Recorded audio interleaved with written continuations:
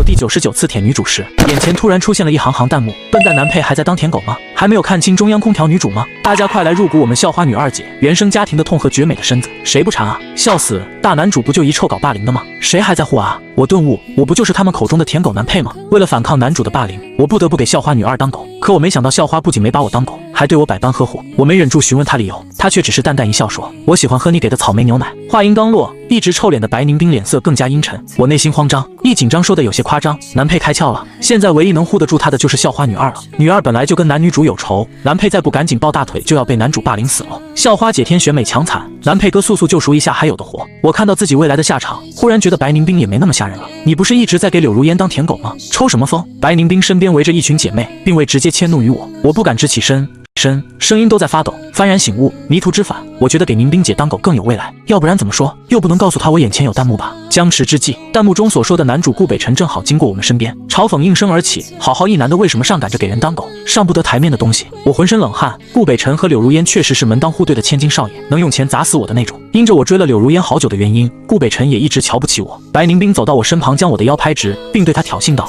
野狗乱吠，见人就咬，跟你有什么关系？顾北辰狠狠剜了白宁冰一眼，也不想招惹他这个祸害。我绷紧身子，看着白宁冰的背影，此时觉得他无比高大。顾北辰嘲讽道：柳如烟都不要，你倒是护上了。他冷笑：你不也把柳如烟当作狗？更何况我没把她当狗。我欣喜若狂，感觉自己已经抱上了大腿。顾北辰指着白宁冰的鼻子，颇有些气急败坏，想开口骂他，他理都没理他，就径直离开了。我连忙跟在白宁冰身后走进教室，他直接坐到最后一排，我直接抢占了他同桌的位置。白宁冰蹙眉：你犯什么病？我只是单纯看不过顾北辰，没说要跟你扯上什么关系。我笑嘻嘻地收拾着课桌，把一罐草莓牛奶推到他桌子上。拜托，敌人的敌人就是朋友，都知道顾北辰看不惯我。我双手合十，眼神无辜地望着他，他靠着椅背，若有所思后打开了草莓牛奶，浅尝一口。那我跟柳如烟也有仇，你追了他那么多年，那你也是我的敌人。我掩面心虚地偷看他，小声辩解：我不追他了，都过去了。宁冰姐，你给我个机会呗。白宁冰将草莓牛奶一饮而尽，不羁道：没兴趣管你，一边坐去。我抱着书包楚楚可怜的还想说什么，可身旁已经出现了他的好姐妹们。有志者事竟成，我先暂避风头，别还没被顾北辰整死，就又给白宁冰得罪了。我没能抢到白宁冰身边的位置，可教室里只剩下另一侧最后一排的位置了。我的同桌是个只会学习的笨蛋小男孩，很内向，平时出门只敢走下水道。觉醒意识后的好几天，我都没去骚扰柳如烟。原本以为这样顾北辰就会减少对我的敌意，可柳如烟这中央空调偏偏来寻我。方圆，开学这几天很忙吗？我就在你隔壁班，怎么不见你好几天？我好不容易熬到了午休，想去吃饭，柳如烟就挡在了我桌前。我抬头茫然，啊，咱俩都不在一个班，你见我做什么？眼前的弹幕又不合时宜的出现了。女主急了，没男配这个舔狗，这2天都没人给男女主跑腿。呸！女主明明就是用朋友的关系吊着男配，鱼儿要跑了急了呗。是的，我已经认识到之前对柳如烟有执念是件多么愚蠢的事情了。她最爱的反正只有顾北辰。柳如烟嘴角上扬，眼神温柔，我怕你出事，毕竟你跟白宁冰那个混混在一个班。我尴尬一笑，想来开学第1天的事情已经让柳如烟知道了。幸亏白宁冰不在教室，我长舒一口气。宁冰姐人挺好的，在我眼里她比顾北辰好多了。男生之间的敌意有时表现得不明显，但会尤为尖锐。在这本书里，顾北辰之前明里暗里找理由针对我已经很久了。柳如烟的笑容僵住，脸上掠过一丝不悦，却很快收敛。北辰只是大少爷脾气，没有坏心思的。倒是白宁冰，这个年纪吃喝玩乐样样精通，他会给你带坏的。我听得生气，背着包想走，柳如烟却突然摸了摸我的头。可恶，今天回家要洗头了。柳如烟的语气很宠溺，去吃午饭吧，好久不见了。如果我是之前的方圆，我会立马恋爱脑上头化身舔狗1号。可现在我是牛骨路方圆，我恨不得给柳如烟嘎了。我退后1寸，冷笑道：不用，我跟白宁冰有约了，反正白宁冰不在，造谣全靠我一张嘴。柳如烟环顾了整个教室，打趣道：他都不在，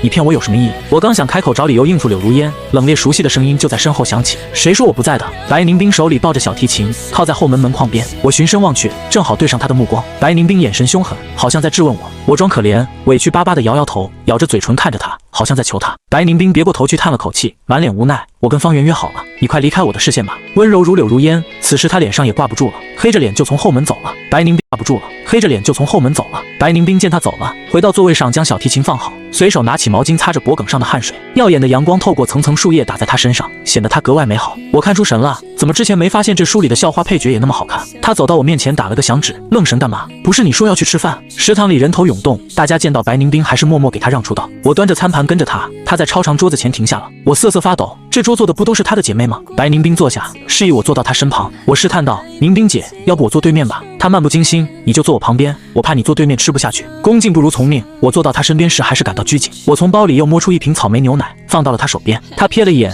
眼神有些动摇，怎么又是草莓牛奶？你很爱喝吗？我清清嗓子，我看你上次挺爱喝的，特意给你带的。白凝冰眼底划过转瞬而逝的失落，姐妹这时候发言了，姐，这是姐夫吗？我手指一僵，尴尬的不敢动筷。白凝冰嘴角噙着玩味的笑意，暂时不是，他还不够格。我闻言皱眉，我怎么不够格了？那吃完饭你跟我走。我冷笑，不屑道，走就走，只要能改变被顾北辰搞死的结局就行。吃完饭，白凝冰拿起桌上的草莓牛奶喝完了，冲我招招手。我跟着他们乌泱泱一群人走出学校，在校门口迎面碰见顾北辰和柳如烟，我下意识地往白凝冰身后躲，生怕顾北辰注意到还没完全抱上大腿的我。白凝冰瞥了我一眼，你躲什么？怕柳如烟看到？我摇摇头，不是的，我怕顾北辰。或许在原本的剧情走向里，我是为了塑造顾北辰人物形象而不值一提的配角，可我现在是活生生的人了。白凝冰嗤笑，他有什么好怕的？纸老虎罢了。他伸手就将我从身后拉到身旁，甚至没正眼瞧过那两人。混在人群中，我跟着他们走到一条小胡同里，这胡同更像是个垃圾回收站，附近商铺住户的垃圾都往这里倾倒垃圾。白日几乎鲜有人来，可已经有个穿着相同校服的女生坐在地上了，身旁还站着白凝冰的两个姐妹。我倏尔睁大了双眼，恍然大悟白凝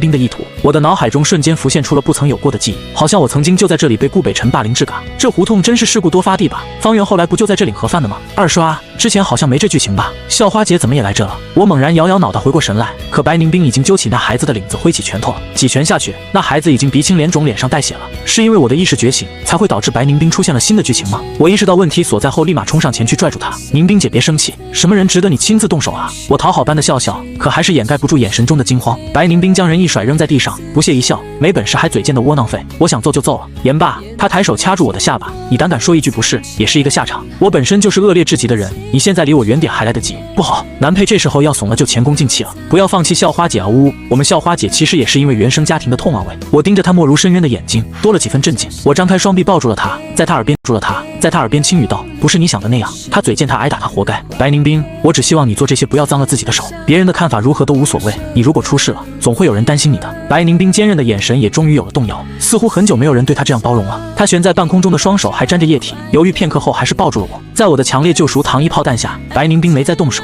快速远离了案发现场。等她洗完手从卫生间出来后，我自然而然地牵起她的手，给她贴上了创可贴。有那么一瞬间，我都被自己感动到了。白凝冰也是很错愕，脸颊上爬过一丝莫名其妙的绯红。我叹气，无奈摇头，以后你能不能不打架？她臭脸道，不太能。那你不亲自动手好不好？你身边朋友那么多，让他们动手就好了。白凝冰颇有些无语地看着我，不知道从哪里开始反驳我。我嬉皮笑脸道，没关系嘟，你去欺负谁都无所谓的，只要你不受伤，你不受牵连就好了。白凝冰挑眉审视着我，你的目的是什么？为了让柳如烟生气，还是想借我去对付顾北辰？他的手骨节。妈住院的事，打车到市医院时，苏清渊的手抖得连车门都打不开。他冲进急诊室，就看见张大哥站在走廊里，眉头皱得紧紧的。张大哥看见他，连忙迎上来：清渊，你可算来了，你妈还在抢救室，医生说情况不太好。苏清渊点了点头，刚想往抢救室跑，就看见一个熟悉的身影从走廊尽头走过来，是林薇薇。她手里拎着一个塑料袋，里面装着几个苹果。看见苏清渊，脸上露出了假惺惺的笑容。清渊，你来了，我听说阿姨生病了，特意过来看看她，还买了点水果。张大哥的脸色瞬间沉了下来，指着林薇薇对苏清渊说：清渊，你妈发病的时候，这丫头就在你家，我问她怎么回事，她还说阿姨是自己晕倒的，跟她没关系，你说这是怎么办？要不要报警？苏清渊的目光落在林薇薇身上，眼神里满是冰冷。你跟我妈说了什么？林薇薇被他看得有些发怵，往后退了一步，却还是强装镇定。我没说什么啊，我就是去看看阿姨，跟她说你跟陆承泽在一起了，还说陆承泽家是暴发户，有钱的很，谁知道阿姨一听就晕倒了，这跟我没关系，要怪只能怪她身体太差。你胡说！苏清渊猛地抓住林薇薇的胳膊，指甲几乎嵌进她的肉里。我妈不是那么脆弱的人，你肯定跟她说了更过分的话，你到底说了什么？林薇薇疼得叫了起来，用力想甩开苏清渊的手，你放开我，我就是跟她说，你为了钱连脸都不要了，傍上富二代就忘了自己是谁，怎么了？我说的不是实话吗？就在这时，抢救室的门开了，医生走了出来。妹对我悄悄说，千万别对白姐提她家里的事，要不然分分钟跟你翻脸的，我们都不敢提这个事。我煞有其事的点点头，谁家好人哪壶不开提哪壶。日子安稳了一段时间，柳如烟和顾北辰的感情线还在推进，只不过因为其中没有我的缘故，他们的感情线发展得很快，但剧情线好像不会因为我的觉醒而停止。顾北辰在柳如烟的家里发现了这些年来我手写的表白信，因此他大发雷霆。爽文大男主的特质就是直接发火。第二天，班里的每张桌子上都放了一封我的信。当我到教室的时候，我只希望这一切都是我的幻觉。我承认觉醒意识之前，我大概是个白莲舔狗男配，但谁寻思着柳如烟这人会把这些信都收在家里啊？不是姐们，脑子有病就去治好吗？笑死，男主这招狠，以后所有人都知道方圆的舔狗路程了。对，我记得从这开始，白凝冰也对男配没好脸色了。我抽了抽嘴角，我现在不在意别人怎么看我，但我在意白宁冰的看法。我立马从后门冲到白宁冰的座位上，想把那封信赶紧收回来。刚拿到信，白宁冰的声音就在我身后响起，放下。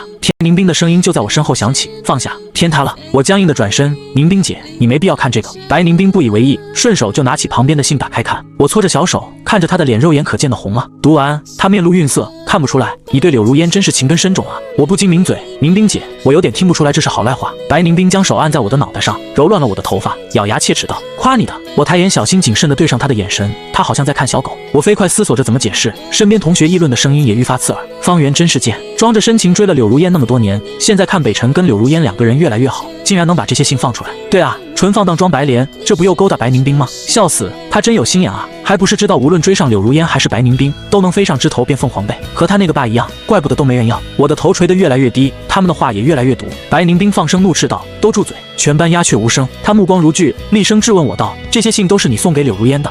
是的姐，也就是说柳如烟不喜欢你，却还一直留着你的信。我眼睛里蓦地闪过一丝光，白宁冰这是在替我说话呢。是的姐。白宁冰扬起嘴角，眼神里满是戾气，看向窗外的顾北辰挑衅道：顾北辰，你干的好事你自己出来解释。顾北辰本来一直在外面偷看，如今却不得不硬着头皮走了进来。他依旧嘴硬，和我有什么关系？白宁冰将我推到他的身前，阿元，你自己跟他讲，我不跟疯男人多费口舌。我伸出手指向自己，一脸惊恐。我吗？他恶狠狠地瞪我一眼，纯粹的威胁恐吓。我深呼吸，照着白宁冰的气势有样学样。我承认之前不懂事，瞎了眼，给柳如烟写了那么多信，我纯当鱼被钓了，我活该。但柳如烟这么多年始终不给我正面回应，把我当作备胎，我又不是傻。他对谁都好，不只对我。你有空在他家里翻信，不如翻翻他手机里的丑团订单和聊天记录。说到最后，我扬起下巴，终于是高傲了一次。我都这么久不纠缠柳如烟了，你来找我是，要是管不住自己的女朋友，你不如换一个呢，你不如换一个呢。顾北辰脸色越来越黑，上前一步，抬起手臂就要给我一巴掌。在我做出反应之前，白宁冰已经先我一步抓住顾北辰的手臂了。白宁冰如墨般的桃花眼瞬间阴狠，再来找方圆的事，你先来找我。他攥紧了顾北辰的手臂，直至落下红印才甩开。顾北辰愤愤不平地离开了。我靠，谁懂他俩的适配感啊？这不比女男主好磕？校花姐 YYDS， 这样一来男配就不会被霸凌了，呜呜，我们阿元不会吃苦了。我眼神呆滞，回头刚好对上白宁冰的目光，空气中不受控制地弥漫着一种不曾有过的暧昧，一丝丝钻进心中。我像是受到了蛊惑，心跳的厉害，捋了捋头发想逃回自己的座位。他拉住我，语气像是命令，你以后坐我旁边。我如同提线木偶般点头。坏了，心跳的厉害也就算了，脑子也坏了。现在就算白宁冰让他坐我腿上我都乐意。跟白宁冰做同桌的日子有些煎熬，我是想好好学习的，但旁边总有个一直睡觉玩手机的，有点乱我心智。你好好听，放学那节自习课我要你所有作业答案。白宁冰趴在桌子上，面无表情冲我命令道：我是什么学习很好的人吗？我难道是猿猴搜题吗？他接着补充道：能写多少算多少，老师又不查我作业。白宁冰现在是属于三不管的阶段，家里不管，学校不管，自己也不管。我曾经有劝学的意向，但想了想，白宁冰这种小千金学不学的似乎也无关紧要。日复一日，我也习惯了这种跟白宁冰待在一起的校园生活。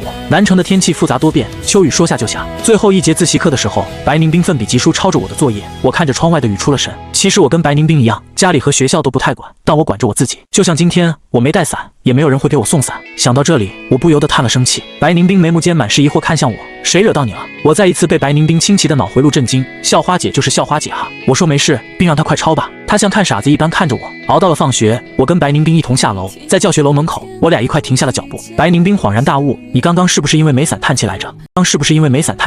我瘪嘴，对啊，我总不能等雨停再回家吧。白宁冰的姐妹们这时路过，看到我俩没伞，刚想过来递伞，却被白宁冰一个眼神瞪了回去。姐妹带着一脸姐妹我都懂的表情离开了。白宁冰脱下校服外套，白皙的手臂抬起，将外套撑在头顶上。我眼神里满是震惊，你疯了啊？咱俩过一会还是会被淋湿的。先给你送去公交车站啊。那你呢？我家近，你少打听。见我还在动摇，白宁冰直接迈开步子走下楼梯了。我出于下意识也跟着他的步伐一路小跑了起来。外套很小，小到我和白宁冰紧紧挨着也会被雨淋到。明明风里已经揉着秋意了，可他的手臂还是温暖有力。这一刻淋雨也没有那么糟糕了。到了公交车站，他拎着外套晃了晃脑袋，头发上的水滴顺着他的脖颈流了下来。我顾不得自己，连忙从口袋掏出纸巾帮他擦干额头上的水。他的耳垂泛红，眼神含水。方圆，你头发乱掉了。我眼神四处飘忽，双手也紧张的不知放在哪里才好。没事啊，这算什么事？嘴硬的下场就是我感受到脸颊滚烫。白宁冰偷笑，伸出手替我捋顺了头发。可他现在也像只湿漉漉的小猫咪。我突然就明白了，乱我心智的不是玩手机的白宁冰，而是白宁冰。喜欢就是因为他是他才喜欢的。那场雨后，白宁冰没来上学，我给他连着发了好几天消息，他也没有回复。于是我慌了，连忙找他的朋友们打听到了他的住址。一放学我就跑了出去，路上碰到柳如烟，他想拦住我，我理都没理他。赶到白宁冰家的时候，我敲了好一阵门，他才浑浑噩噩的给我开了门。你是不是有病？我给你打电话也不接，不理人是什么意思？白宁冰没精打采的瘫在沙发上，对于我的质问也充耳不闻。他一个人住在这套公寓里，常年不开窗帘，屋子里有难闻的怪味。说话，我带着哭腔走到白宁冰面前，生怕他不理我了。我进门一个没站稳，就跟着他的动作倒了下去。他的体温烫得可怕。你发烧了？白宁冰闷哼道。那你要管我吗？废话，要不然我来找你做什么？白宁冰的额头顶在我的脑袋上，鼻尖呼出的热气扑在我的脸上，闹得人心。鼻尖呼出的热气扑在我的脸上，闹得人心痒。他闭着眼睛，静静阐述着：小时候你也是这样，爱好多管闲事。你记不记得你小学的时候在路边帮个小胖妞打架？我紧皱眉头，突然头痛。小时候的记忆一点点浮现在脑海中。当男配工具人的时间太久了，不曾被作者交代过的回忆，连我自己都遗忘了。而这些回忆不会被作者写进书里，弹幕也没有人会知道。作为顾北辰和柳如烟的配角，我的多是令人生嫌。可作为方圆，我与白宁冰好像有很多被遗忘的细节。他继续道：初中的时候，我被赶出家，坐在路边哭的时候，你陪了我一晚上。父亲去世后，母亲另嫁生了妹妹，我像个弃子。当时我觉得这个世界无趣至极，偏偏每次我落难的时候，你都出现了。我想起来了，从小到大一直有个小胖妞被欺负偷偷哭，我经常安慰她，甚至不惜大打出手。我试探道：你就是那个小胖妞啊？白宁冰点头。天杀的，小胖妞什么时候逆袭成校花女神了？后来我渐渐逃离出那个家，性格也没那么孤僻了。为了不让别人欺负我，我也学着用拳头解决问题，没人敢欺负我了。我打听到你叫方圆，还是和我一个学校，可大家都说你追了柳如烟好几年，所以我没去打扰你。直到开学那天，你主动找到我。白宁冰的眼睛里藏着希冀，目不转睛地盯着我。可你好像不记得我了。随着白宁冰的阐述，我的记忆也完全浮现。我紧紧抱住他。不是的，我都记得。其实我的家庭也一般，爸妈离婚后，爸爸一个人将我拉着长大，也很爱我。比起白宁冰，我是个有爸爸爱的小孩。小时候没有被操纵意识的时候，我见到白宁冰时，更多的是心疼。她从小身上穿着就很贵气，幼时的我不明白，为什么这小胖妞明明有钱，还有那么多烦恼呢？于是每次撞见她被欺负或者难过的时候，我都会把爸爸给我塞到书包里的草莓牛奶分给她。那时我就跟她讲过，不要难过了，总会有人在意你的，看到你哭会有人心疼的。直到我的意识被完全侵蚀的那刻，我的目标就变成了追到柳如烟，我也忘记了这个时常自己偷偷哭的小胖妞了。我眼圈泛红，小声解释道：不是你想的那样的，我不喜欢柳如烟，我不喜欢柳如烟，我一直都记得你。白宁冰。白宁冰悬在半空的手也终于抱住了我，这次能不能不要丢下我了？阿元，不会了，我喜欢的只有你，一直都是你。命运反复出题，我写的每一次答案都是爱你。我和白宁冰确定关系后，他没那么暴力了，甚至有好好学习的苗头。我问他，你不是出了名的校花姐吗？怎么迷途知返了？白宁冰挽着我的手臂，大摇大摆走在路中间，一举一动中都带着骄傲嘚瑟的成分。不行啊，要跟你考去一个地方，要不然你又去给别人当狗了怎么办？又或者说你又被别人欺负了怎么办？彼时身边路过了两个小伙子叽叽喳喳，我去，方圆还是傍上了，好厉害的手段啊！白宁冰上一秒还嘻嘻哈哈的，下一秒脸色瞬间阴沉，他把那两个伙计叫了回来，厉声命令他们道歉。我扯着白宁冰的衣角说，算了算了，多一事不如少一事，他们还是道歉了。白宁冰的脸色这才有所缓和。我盯着白宁冰这变脸速度，内心不断嘀咕，校花姐的救赎之路还是任重而道远，以后还是把要她紧紧拴在身边才放心。